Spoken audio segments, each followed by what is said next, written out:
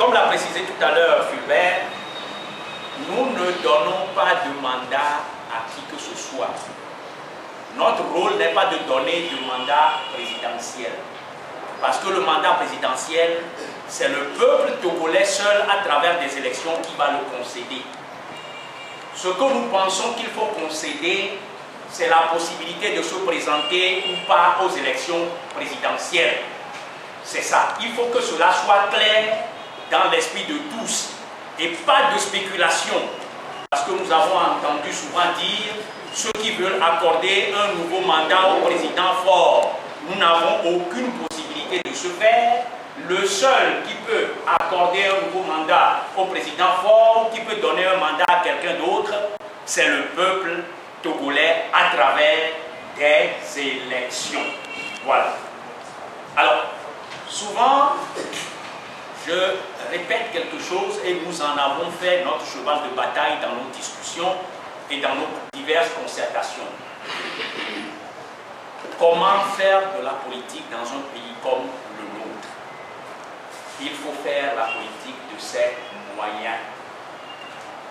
Nous avons aujourd'hui soif de réformes constitutionnelles et institutionnelles qui, tout en étant celles que nous demandons aujourd'hui, la quintessence même de ce que nous propose l'accord politique global, ces réformes sont passées rapidement pour devenir un reliquat des réformes constitutionnelles et institutionnelles, ce qu'elles ne sont pas. C'est le cœur même de ces réformes que nous devons faire aujourd'hui. Alors, pour les faire, nous avons la possibilité, soit parce que nous avons soif, de boire le verre à moitié plein que nous avons pour étancher la soif avant de demander plus, ou alors de le refuser et d'avoir soif jusqu'à ce qu'on en meure. Mes chers compatriotes, que choisissons-nous? Nous avons décidé de choisir de boire le verre à moitié plein là, maintenant et aujourd'hui, et s'il vous plaît, avant les prochaines élections. Et même avant l'année 2015. Voilà ce qui a gouverné ou dirigé nos travaux. Alors, un certain nombre de questions se posent. Répondons-y pour voir si cette position est la meilleure ou bien s'il y a une autre qui est la meilleure. La Constitution qui est là aujourd'hui, à qui elle est favorable? Elle est favorable au pouvoir. Elle a été modifiée en 2002 pour être taillée sur mesure et elle donne un boulevard au pouvoir aujourd'hui.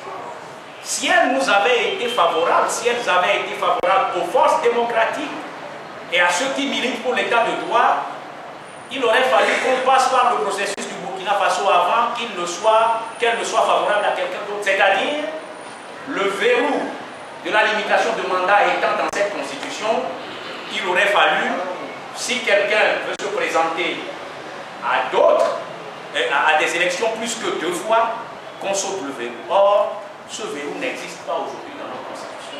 Et c'est maintenant que nous devons introduire ce verrou. Si la constitution de 92 avait été là, eh bien le peuple aurait tout l'avantage et c'est lui qui serait en train d'attendre tranquillement de voir qui va essayer de modifier la constitution. Mais aujourd'hui, c'est le pouvoir qui a la possibilité d'attendre, de croiser les bras. Si nous ne faisons rien, cela va à l'avantage de ceux qui sont là, du pouvoir, qui peut rester tranquillement dans une léthargie, dans la non-action, dans l'inaction, et c'est ceux qui veulent les réformes qui souffriront. Ça, c'est l'un des éléments qui aussi a motivé notre travail. Qui a le plus besoin de ces réformes constitutionnelles et institutionnelles? C'est le peuple. C'est tous ceux qui luttent pour un état de droit et pour une démocratie franche et sincère où il y a véritablement alternance au pouvoir. C'est ceux-là qui ont besoin de la réforme. Pourquoi faut-il faire ces réformes avant les prochaines élections? Parce qu'à chaque fois que le problème de réforme vient, et c'est venu depuis 2006, on a essayé de repousser. Et quand on a assez repoussé, est venu un moment où quand on a parlé de réforme, on a dit Eh bien, réforme, oui. Mais les réformes, en ce qui concerne la limitation de mandat, ne pourront pas être rétroactives. Et c'est vrai, la non-rétroactivité est un principe fondamental de droit. Et quels que soient les arguments que nous allons soulever aujourd'hui, si nous portons le problème devant ceux qui peuvent nous soutenir, et notamment la communauté internationale, nous nous verrons en face de ce mur qui nous dira, eh bien, quand même concéder le fait que la non-rétroactivité de la loi est un principe fondamental de droit. Ce qui veut dire concrètement que ceux qui sont en face et qui trouvent la Constitution favorable aujourd'hui auront encore un argument contre ceux qui veulent la modification de la Constitution. D'où la nécessité, pour éviter que ce problème de non-rétroactivité se pose et continue de se poser indéfiniment, de faire les réformes dès aujourd'hui. Et nous avons trouvé la possibilité, au lieu de dire pas de réforme, pas de rétroactivité, donc tout est ouvert, on peut avoir encore autant de candidatures qu'on en a déjà eu, au moins d'enserrer une ou un des mandats de l'actuel pouvoir dans les réformes et de faire en sorte que si candidature de l'actuel président il doit encore avoir, il ne peut y en avoir qu'un seul et peut-être en 2015. Voilà certaines des questions. Mais allons encore plus loin. Si nous ne faisons pas les réformes constitutionnelles et institutionnelles aujourd'hui, qu'est-ce que le peuple togolais, ceux qui luttent pour l'état de droit et la démocratie sincère, qu'est-ce qu'ils gagnent? Nous ne gagnons rien. Nous ne gagnons rien. Que gagne le pouvoir si nous ne faisons pas les réformes constitutionnelles et institutionnelles? Eh bien, je vais vous dire, le pouvoir actuel, il gagne tout. Il gagne d'abord l'absence de réforme.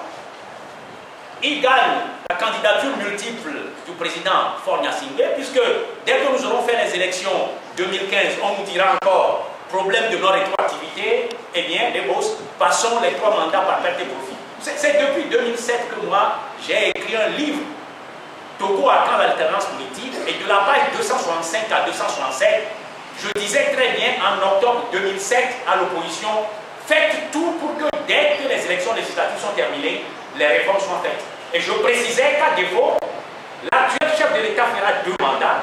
Quand il sera à la fin des 2 mandats, il dira « Je suis d'accord pour qu'il y ait les réformes constitutionnelles, mais pardon, la loi n'étant pas rétroactive, mes 2 mandats sont passés par perte et profit. » Je regrette.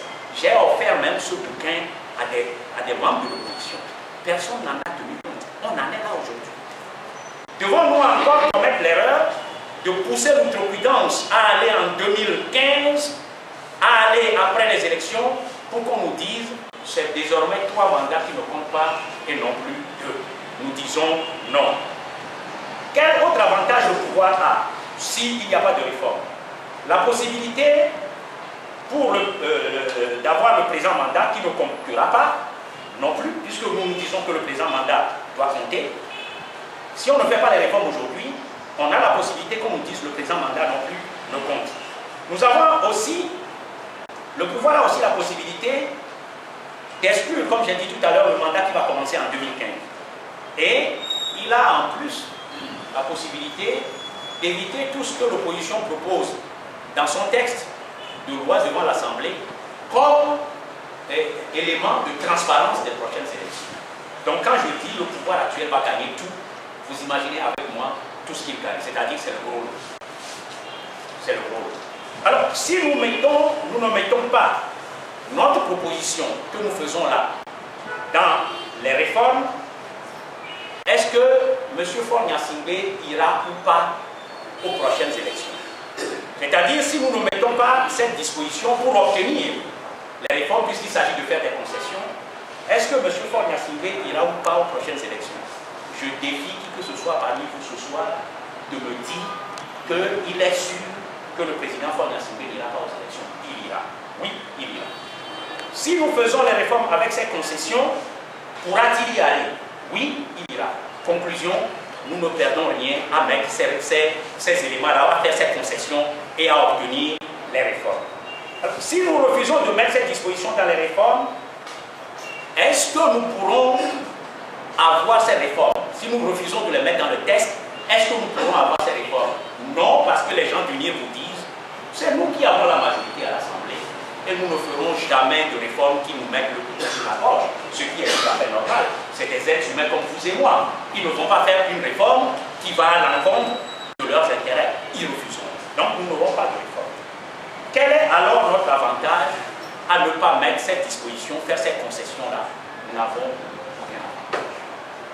Alors, que perdons-nous si nous ne mettons pas cet élément pour avoir ces concessions et obtenir aujourd'hui la réforme? Nous perdons tout. Nous perdons tout parce que d'abord, nous perdons les réformes, nous perdons la limitation des mandats, nous perdons la possibilité de mettre des éléments qui rendent les élections transparentes, nous perdons la possibilité de voir la Cour constitutionnelle s'améliorer dans les années qui viennent, nous perdons la possibilité de réorganiser l'idée de Sénat, nous perdons la possibilité de mettre dans notre constitution les éléments concernant la répartition équitable des ressources de cette nation. C'est tout ce que l'opposition a mis dans le texte qui se trouve aujourd'hui sur la table de l'Assemblée nationale.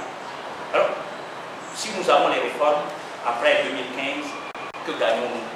Si nous avons les réformes seulement après 2015, que gagnons-nous? Nous ne gagnons rien. Nous perdons beaucoup de choses. Que perdons